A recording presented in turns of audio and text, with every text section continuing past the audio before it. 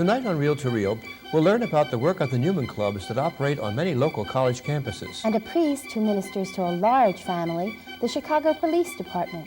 Meet youthful ministers in Rhode Island. Also, Mike Gallagher talks about trends in made-for-TV movies. And we'll visit a park that is a monument to Mary. Hello, I'm Sean Hughes Camp. And I'm Monsignor Charles Minor. Welcome to this edition of Reel to Reel.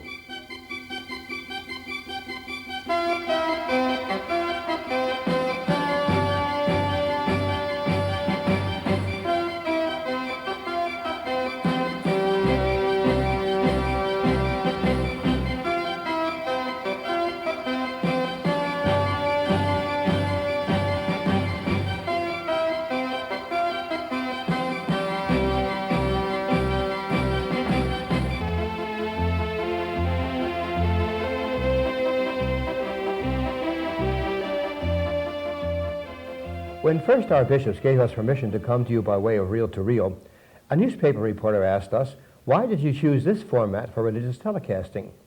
Our response was, "If you let us into your home each week, we'd rather not bring a choir and liturgy. We'd sooner bring you our friends." And tonight, you're going to meet a variety of people with a variety of ministries. First, let's meet some college students. Not all college students are solely concerned with getting a good job. Many are concerned with making the world more livable for everyone, and many of those students belong to Newman Clubs. Newman Club is an excellent opportunity to get not involved with just the campus, but with the outside of the campus. It's a support group. It's something for me when my life starts going crazy or exams are coming. I know I have those people there who really care about me and who are just gonna be there for me. It's the concept of religion and what they're trying to achieve and what they're trying to do. And basically, it's the better the world. And I'm firmly convinced that here, on the college campus, is the hope of the church. Each year, millions of young people study, live, and work on college campuses. And college years are a time of maturing, questioning, and learning. It's a time when personalities are developed and values are formed. On non-Catholic college campuses, dioceses around the country have established Newman apostolates, where students can develop or enhance a strong faith. 90 years ago, the first Newman Club began in Philadelphia at the University of Pennsylvania, and today, Penn has a thriving Newman Center with a number of social, spiritual, and community outreach programs. Father Charles Hagan is chaplain of Penn's Newman Center. The purpose of Newman Center as a college campus is to give it a place for Catholic students to feel their identity as Catholics, to participate in liturgy, social activities, educational programs, retreat and community outreach type programs. These programs will vary according to the size of the university campus and the number of people that are active within the community. A common feature of Newman Centers is daily Mass.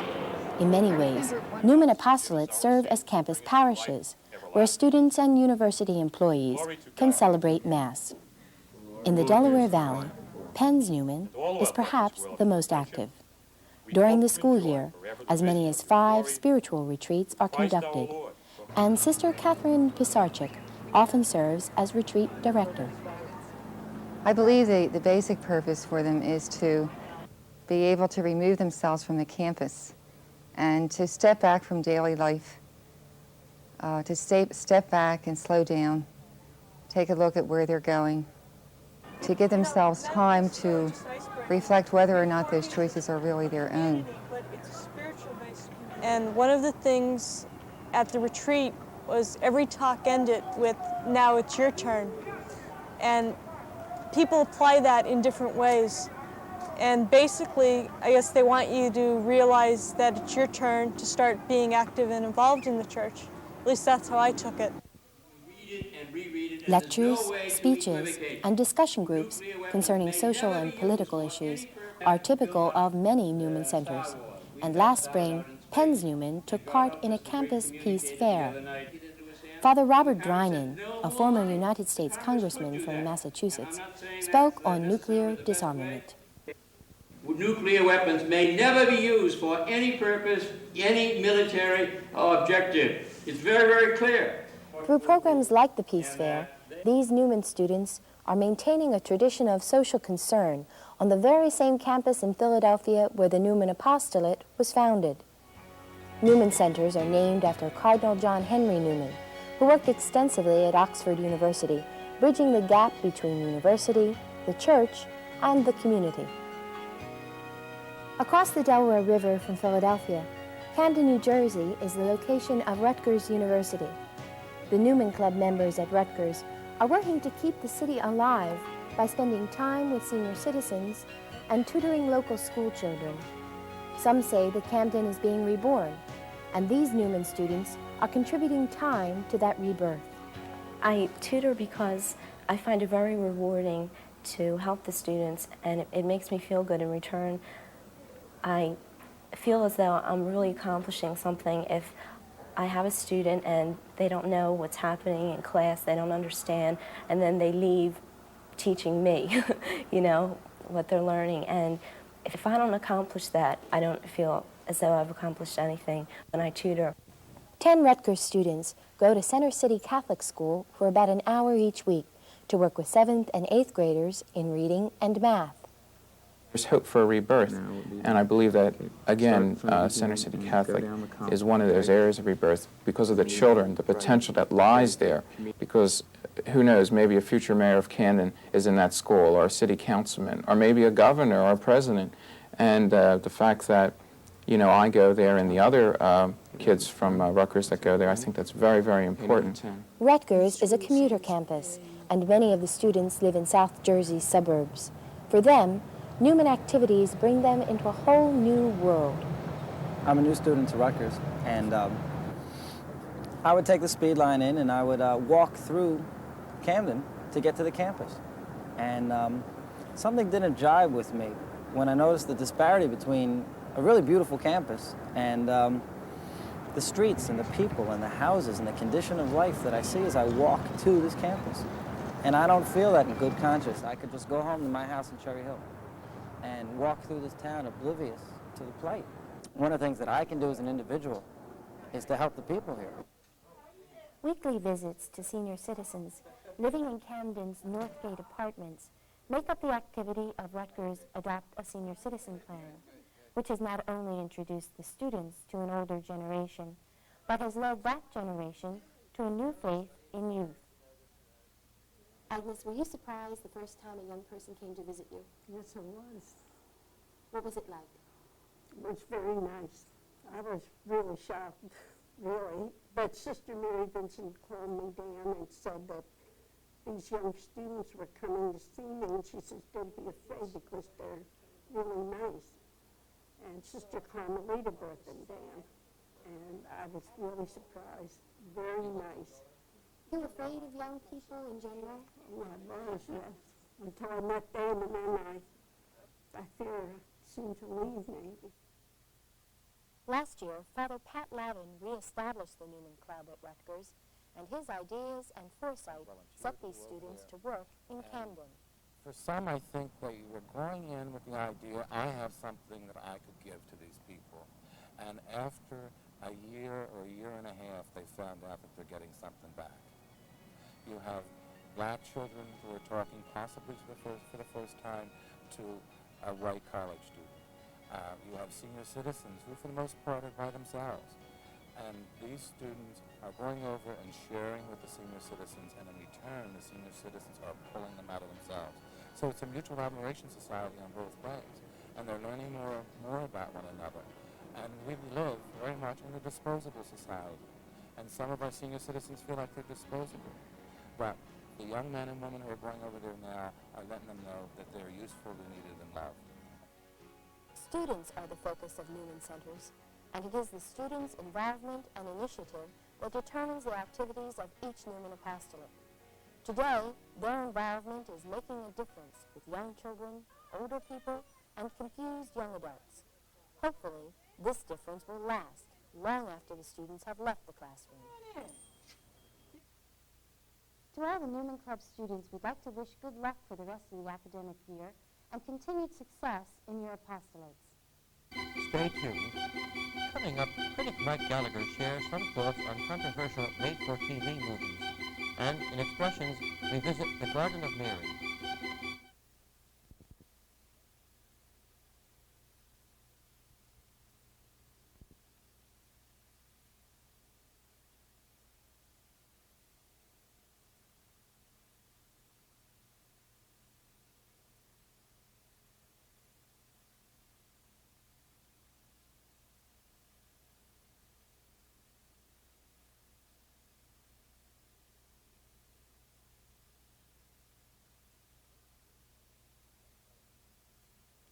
First, there were movies, then television, and later, television movies.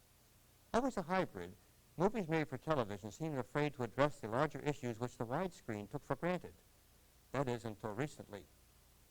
Coming up on our Arts Review segment, critic Mike Gallagher will explain some of the reasons behind those changes. Then we go to Portland, Oregon, to visit the Shrine of Our Sorrowful Mother, 58 acres of gardens in honor of Mary. The Servite Fathers founded it 60 years ago, and they still maintain it.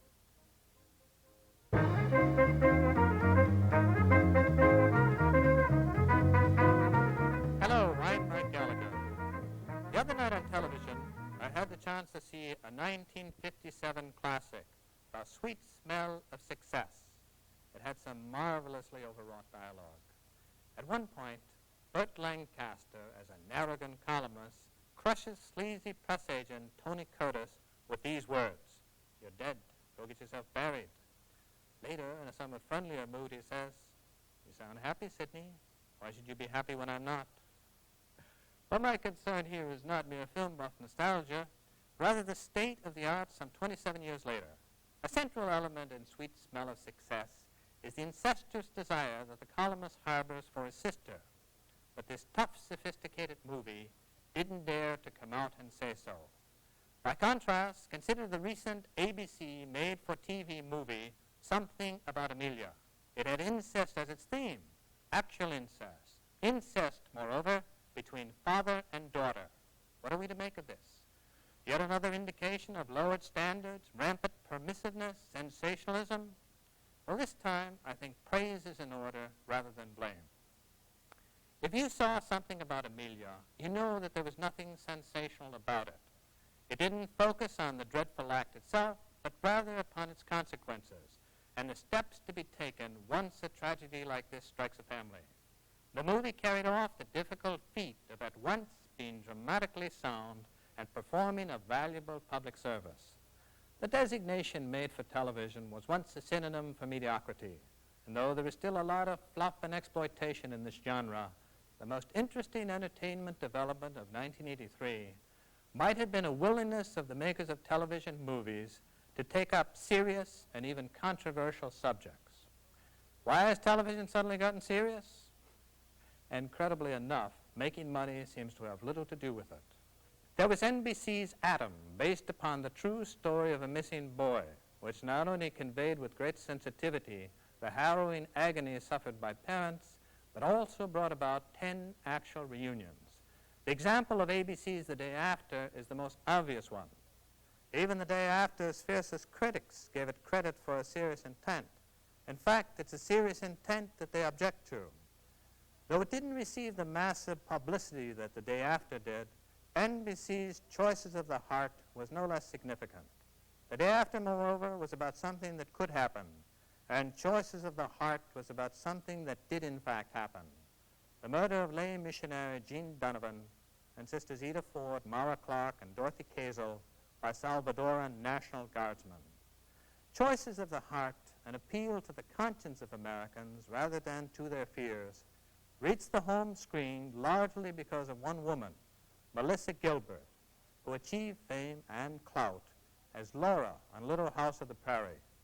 She fell in love with the role of courageous Jean Donovan and took up the project after it had been turned down by all 3 networks.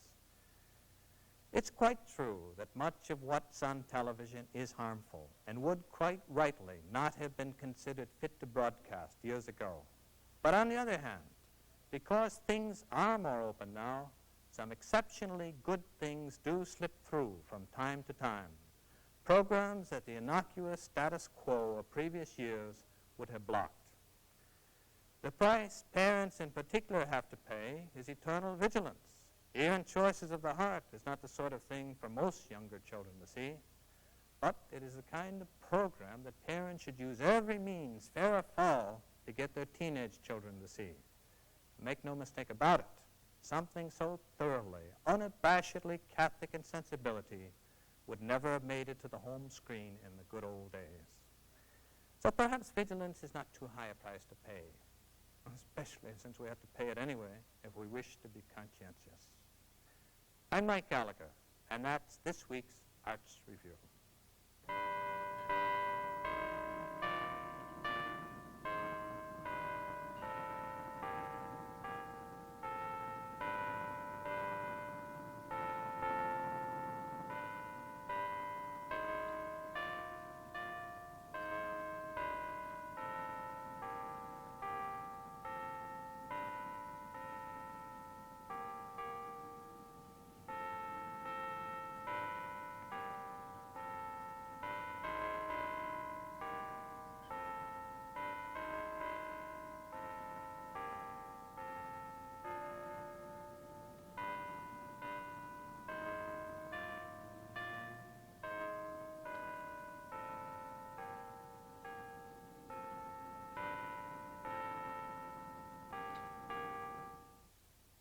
If you're not out there with them, if you don't understand what they put up with, what they have to do, and the way people treat them, it gives them someone to talk to, someone that they know knows what they're going through, and their struggles and their pain of being adolescents.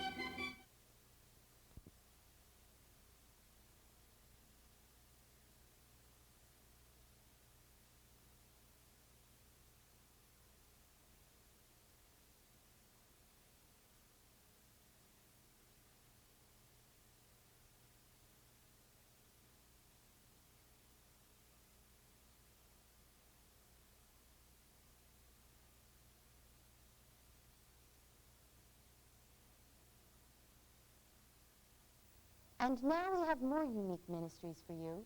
First, we'll meet Father Michael Nangle, who directs the chaplaincy of the 12,000-member Chicago Police Force. Then it's on to Providence, Rhode Island, where we'll meet a group of young people who are involved in Acts 29. That is the name of a program in which young people dedicate 2 years of their life in service to the church.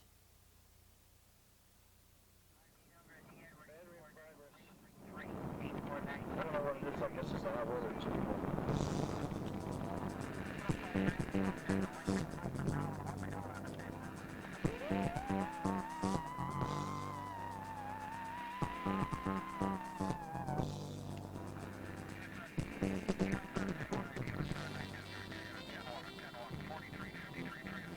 The street people and the violence of the street and the degradation, the suffering, the evil human beings at their worst, that all takes a toll on an officer. And since they can't argue or negate their experience, they have to argue with and negate their religious teaching. So they abandon their faith in God and in their church and in their religion. And I always feel bad when I think of that or when I see it happen, because it's like the job commits an armed robbery against the police officer and takes away something that's very precious to him. When Father Thomas Nangle was assigned to an inner-city Chicago parish, he wasn't prepared for the anxious moments. Like the time when two men wearing guns concealed under their shirts came to his neighborhood barbecue. Much to his relief, he learned that they were undercover police. We got to talking, and I said, Father, if you want to get to know your parish, come on out in the car and ride with us. We'll show you around, and we'll show you things that you won't see regularly.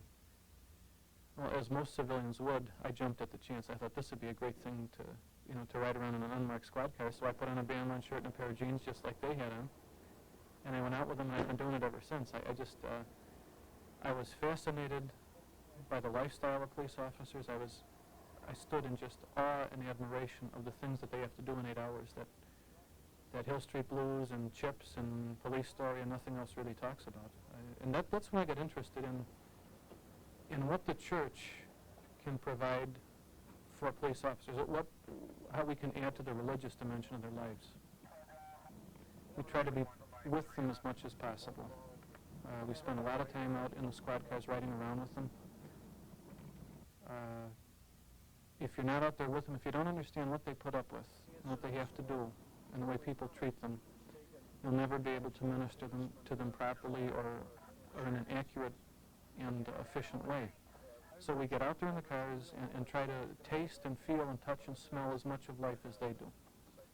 There were things going on in my work life that so devastated me emotionally that I began to search for something to give me some answers. And it took me a good 4 years to come back. And I didn't ever come back to an institution and to the ritual. I came back to a faith in something that was good in spite of what I saw and heard and did, and that could sustain me without being, I don't know, soft. Bill Savage was a Chicago policeman for 12 years. 9 of those years he spent as a homicide detective. When he left the police force, he became a permanent deacon in order to minister to fellow officers who he feels have a unique kind of faith. It's a less ritual, ceremonial, less childlike faith and more grown up in terms of their own experience. They simply cannot believe in things that are wrapped up in neat little boxes. They know from direct experience that life is ambivalent, that there are moral ambiguities out there, that there are decisions that they make on the street that theologians would probably talk about for 200 years, but they have to make the decision. You go out there as a police officer, when you finally put on your blue uniform and your star, and you go out there and you do police work. You're working for peace where there's violence, for justice where there's injustice, and for order where there's chaos. And we tell them when you work for peace and justice and order in Chicago, you're doing God's work. It's the type of a message I think that only a chaplain can credibly bring to police officers. What we try to do is keep alive within each police officer a sense of God. Because it's a job, police work is a job that can very quickly take away your sense of God, your sense of beauty, and your sense of trust in life and in other people. And we try to keep that alive in them.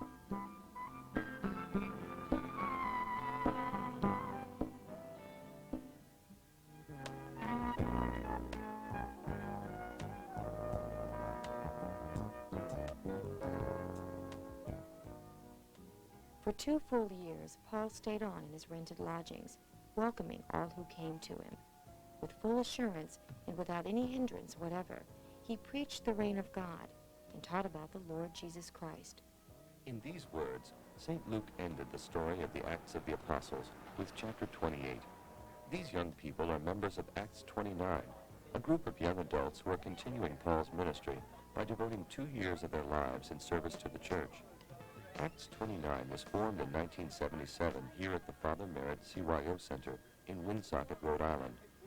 One of the founders of the program was Jerry Lapierre, who now heads CYO programs for the Diocese of Providence. Faith is the key motivating factor in the life of an Acts 29 youth minister. Faith acquired through prayer, especially prayer. Prayer is a big part of their lives. And faith acquired through experiencing Jesus in their lives. It creates a desire, a hunger to give service, to bring others through that experience and help others to not just acquire faith, but to be faithful, to live their faith. Help us to show today to these kids that you're all that matters. Let us be a living example to that. Acts 29 members live in community and share the responsibilities of running the youth center. They attend classes at a local college, plan youth activities, and coordinate 100 retreats every year for area teenagers. Their responsibility is awesome. When you think about the influence that they have on the lives of many of the young people that come through this building. And this is only one building in the state of Rhode Island. There are 8 others like it. Thousands, literally thousands of young people come through this building each year. And their influence, the influence that the Acts 29 member has is great. Father Roger Merritt began the youth centers and encouraged the development of Acts 29 by providing room and board for the volunteers. Without the Acts 29, these centers would not be in existence today. And so I think we owe a debt of gratitude to these young people who are giving themselves for 2 years without salary. And I think that's a tremendous thing that's happening here in Bryce and Providence, really. What we hope they get is a sense that they're worth something. When we have retreat programs here, we wish that the kid leave here with something, but not this miraculous thing that God loves them, or just that they're special and that they have something to give to the world. There's just one more that we'd like you to practice today, and that's the attitude of being serious. And not being serious to the point where we can't have fun today, just serious that we believe that your life isn't a joke. The value, the young people are seeing people a little bit older than them, almost adults, full-fledged adults if we want, and seeing them make a commitment to the church, to something they believe in very, very strongly. There's, I think, a lot of value just in that. It helps the young people acquire their own sense of identity. It gives them someone to talk to, someone that they know knows what they're going through and their struggles and their pain of being adolescents. And you find a lot about God and how you fit in and where he fits in with you. The most, or the joyful thing I've ever seen is having someone come up to me at the end of the day and telling me that I'm special, and I believe that now. When we began tonight, we talked about bringing you many friends and many variety of subjects. I think tonight we did just that for you. And it's interesting that the last two segments that we saw concentrated on two groups that we hardly see together, and that's the police and young people. Next week on Reel to Reel, we'll visit a training school for angelic voices, and we'll go behind the scenes at the Bishop's Conference. We'll have an interview with the author of a book about the Shroud of Turin, and Father Ralph Norum joins us to talk about deacons in the church. In saying good night and God bless you this evening, I want to bring you one more friend, a great friend of Sean's. I'd like to wish you a very happy third birthday, Ryan. He's my son. Good night, everyone.